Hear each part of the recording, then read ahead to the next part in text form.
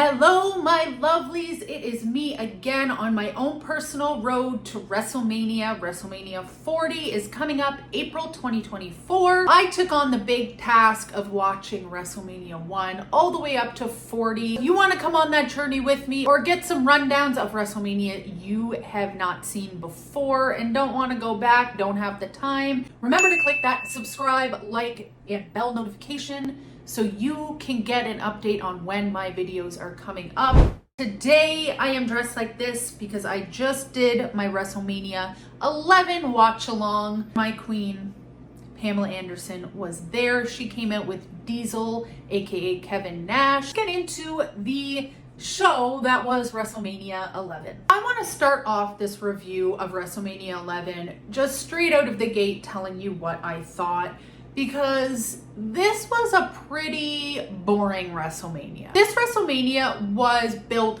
around the stars. I would say there wasn't a lot of slamming matches. There was only 7 matches on this card, but there were a lot of stars. The main event of this WrestleMania was Lawrence Taylor, an NFL linebacker. That is just the beginning of all the star power they had behind this WrestleMania. And the reason for that is this is when WWF, they weren't getting huge crowds like they used to. This WrestleMania happened April 2nd, 1995, but the previous year, July 1994, was the conclusion of Vince McMahon versus the United States steroid trial. WWE, WWF had a lot of bad PR out there, and they were struggling a little bit. So I think going into this WrestleMania, having the stars out there, Nathan Taylor Thomas, which was a big star in the 90s. He was in things like Home Improvement. Home Improvement also had a star named Pamela Anderson. They had both of those stars. They also had Jenny McCarthy. They had Salt and Peppa. The list does go on. And of course, in the main event, like I stated, they had Lawrence Taylor, the linebacker from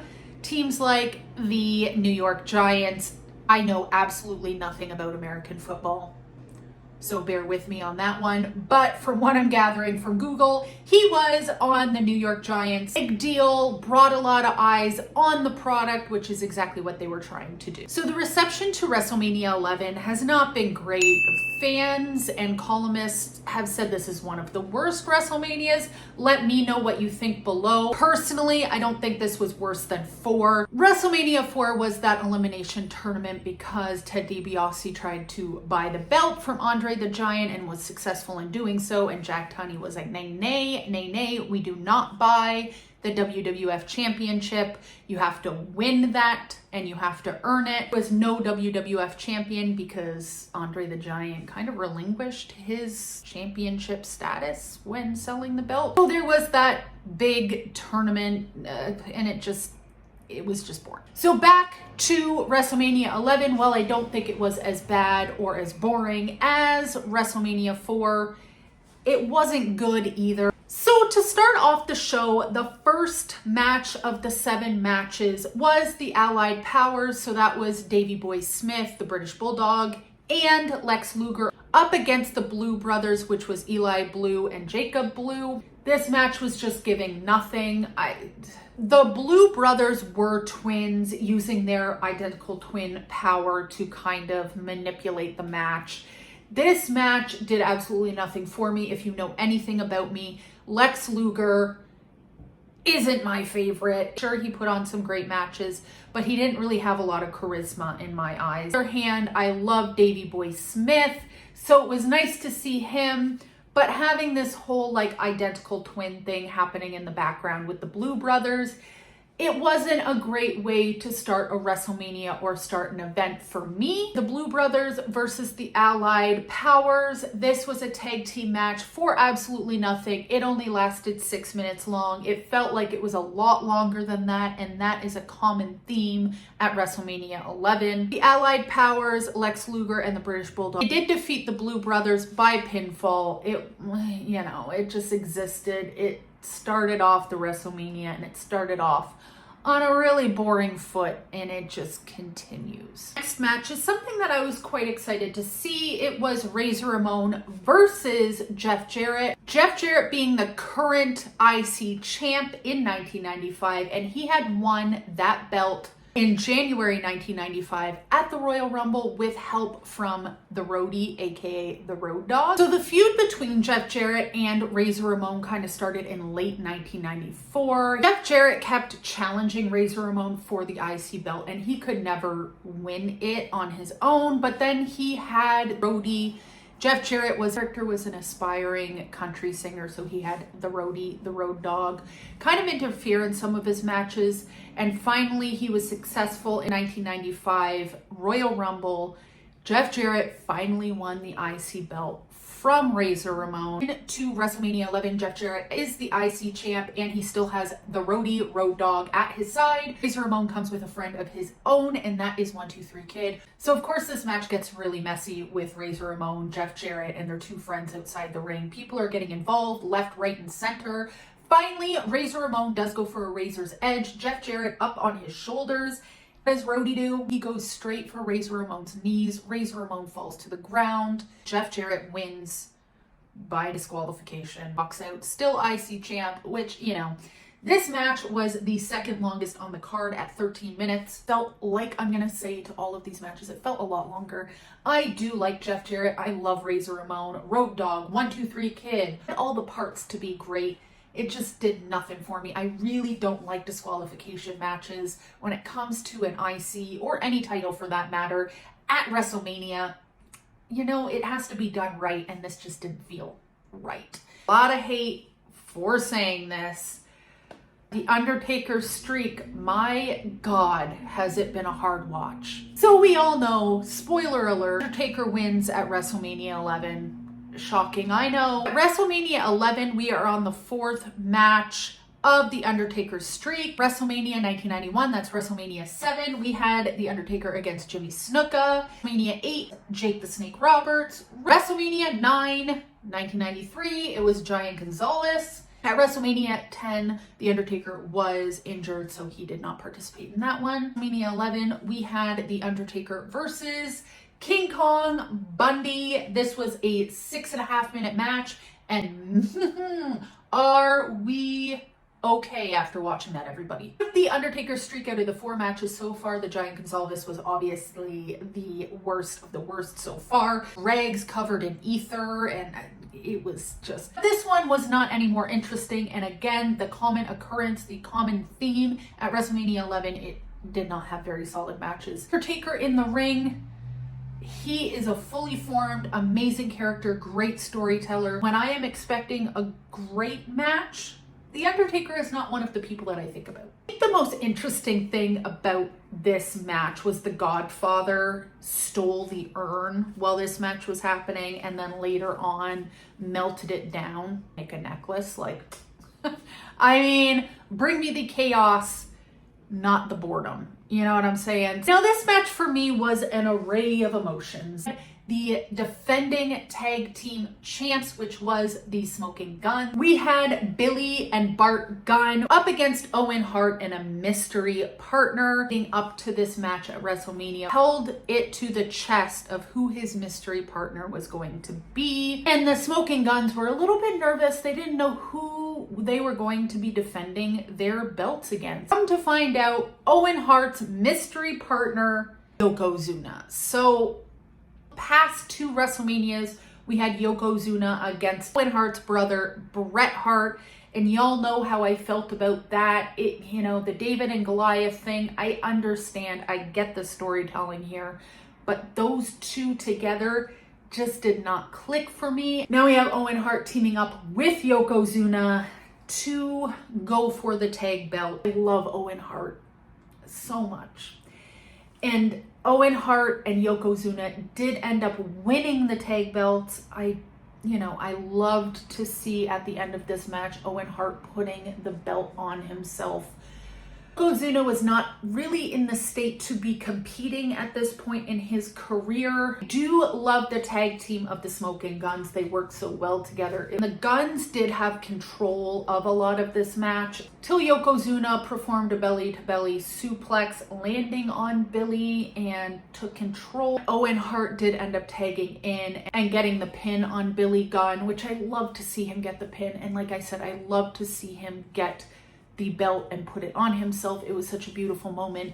It was the first ever championship that Owen Hart got in the WWF. So I loved that moment for him. It was a beautiful moment, but wasn't my favorite of matches in the WWE WrestleMania series. That is for certain. Now from one Hart to another, we have Bret Hart versus Bob Backlund in an I Quit match, with the special referee being Roddy Piper. I am not going to say much about this match. I just want to touch on two things.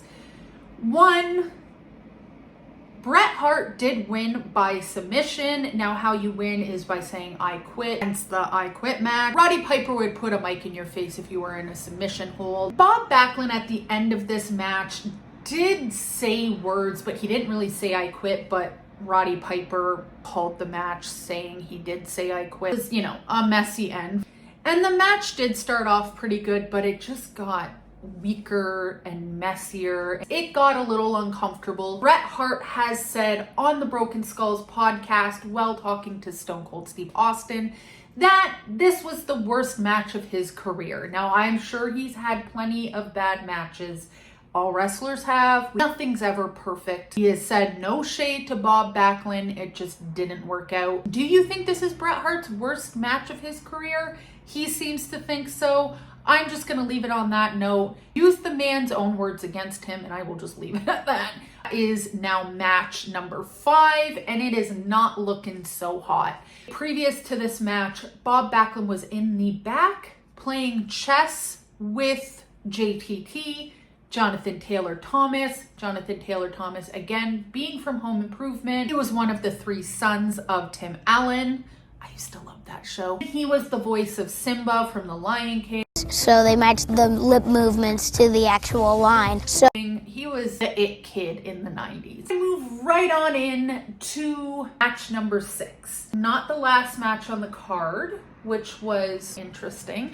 So we had Diesel defending WWF champion at the time. Diesel being Kevin Nash, Big Daddy Cool, Oz, if you remember from WCW. Had him defending his WWF championship against HBK Shawn Michaels. Diesel coming out with my queen, why I'm wearing this outfit today, Barbed Wire, aka Pamela Anderson. Shawn Michaels came out with Sid and Jenny McCarthy on Bombshells, coming down with the men of this match, and then Sid. Like I said previously, the Razor Ramon versus Jeff Jarrett match was the second longest on the card. This match between Diesel HBK was the longest match on the card at 20 minutes and 35 seconds. So as we probably know already, Kevin Nash Diesel did enter the wrestling world as HBK Shawn Michaels' bodyguard. Then he started wrestling. The two did end up going on to be WWF Tag Team Champions, but at the 1994 Survivor Series, Shawn Michaels accidentally kicked his tag team partner Diesel in the head. This was a complete accident, but this did start an argument between the pair. And the argument between the two due to this incident did result in Diesel vacating the WWE Tag Team Champion. And Diesel went on 3 days later to beat Bob Backlund for the WWF Championship. 1995 Royal Rumble in January. Shawn Michaels was the first ever wrestler to win the Royal Rumble, being the first one to enter. And this was the Royal Rumble when Shawn Michaels' foot, only one, touched the ground outside of the ring. Nay, feet did not touch the ground, so he was not eliminated. He went on to win the Royal Rumble. So because he was the winner of that Royal Rumble, he went on to WrestleMania that April 1995, WrestleMania 11, to take on Diesel, the current WWF champion, for a chance to win the big one. Now, when Shawn Michaels won the Royal Rumble, he did celebrate in the ring with Pamela Anderson, but at WrestleMania 11, Pamela Anderson did come out with Diesel.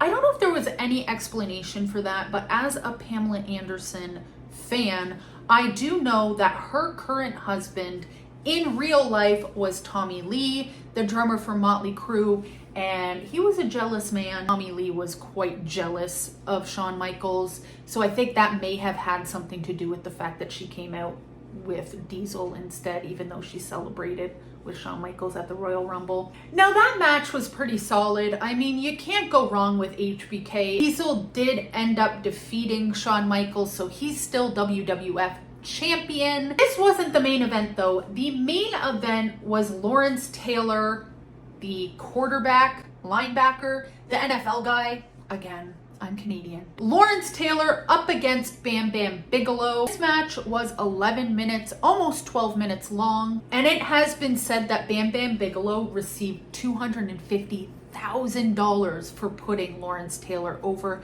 Lawrence Taylor obviously winning this match. Before this match happened, we had Salt and Peppa doing What a Man, and they like changed some of the lyrics to go along with the match that was about to happen. It was one of the most entertaining things on this card. And like I said, this whole card felt like it was built around the stars instead of the stars being built around the actual wrestling. That ties into, you know, the WWE, WWF not doing so hot with the bad PR and not filling stadiums, not filling house shows. Get some star power out there, and I guess Lawrence Taylor is big in the football world. People have either had a lot of bad things to say about this match or said that Lawrence Taylor did a great job in the fact that he wasn't a pro wrestler. It's okay. I had to go back and watch it because I did watch it on double time while I was doing my watch along, because this WrestleMania just kind of dragged. I went back and watched it. There was nothing great about it. I'm going to be completely honest. The best part of this match was Salt and Peppa. Fun fact about WrestleMania 11 before we take off and give this one a rating. WrestleMania 11 was the only WrestleMania held in Connecticut, and that is the home of the WWE corporate headquarters. And it was a smaller venue, and I think again this was to save a little bit of money, and they weren't really filling stadiums at this time. Also, WrestleMania 11 was only 1 month before the first ever In Your House pay-per-view event. The matches weren't all that solid. It was, I can deal with bad, I can deal with ridiculous, at least I'm laughing.